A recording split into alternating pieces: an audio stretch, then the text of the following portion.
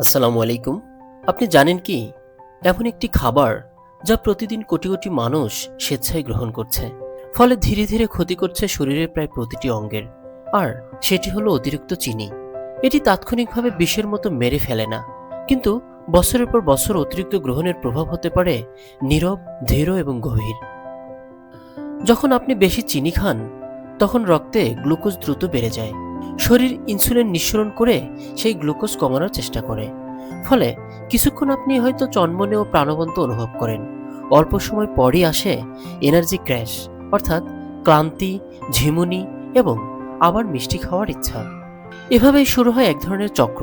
শুধু তাই নয়, অতিরিক্ত অ্যাডেড সুগার দীর্ঘদিন গ্রহণ করলে আপনার ওজন বাড়তে পারে, ইনসুলিন রেজিস্ট্যান্স তৈরি হয়ে টাইপ 2 ডায়াবেটিসের ঝুঁকি বাড়তে পারে, লিভারে চর্বি জমে ফ্যাটি লিভার হতে পারে, হৃদরোগের ঝুঁকিও বাড়তে পারে, দাঁতের ক্ষয় এবং ত্বকের দ্রুত বার্ধক্য দেখা দিতে পারে।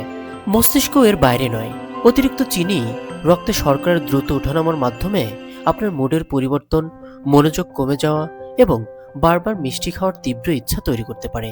তবে একটি বিষয় পরিষ্কার করে বলা জরুরি, ফলের প্রাকৃতিক চিনি আর সফট ড্রিঙ্ক, ক্যান্ডি বা কেকে যোগ করা অ্যাডেড সুগার এক জিনিস নয়। পুরো ফলে থাকে ফাইবার, ভিটামিন ও নানা পুষ্টি, যা শরীরে চিনি শোষণের গতি কমায়। তাই সমস্যা মূলত অতিরিক্ত অ্যাডেড সুগারে।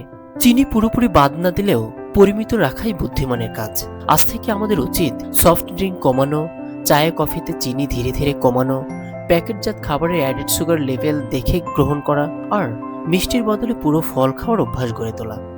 মনে রাখবেন, বিষ সরাসরি আঘাত করে, কিন্তু অতিরিক্ত চিনি বছরের পর বছর ধরে নীরবে আপনাকে শেষ করে দেয়। এই ভিডিওটির মেসেজগুলো সামান্য যদি আপনার হৃদয় নাড়া দিয়ে থাকে, তাহলে চ্যানেলটি সাবস্ক্রাইব করার অনুরোধ রইল। আমাদের লক্ষ্য সবাই মিলে ভালো থাকা। প্রিয় শরীর, মনে রাখবেন, আপনি ভালো থাকলে আপনার পরিবারও ভালো থাকবে। ধন্যবাদ সবাইকে। আজ এ পর্যন্তই। আসসালামু আলাইকুম।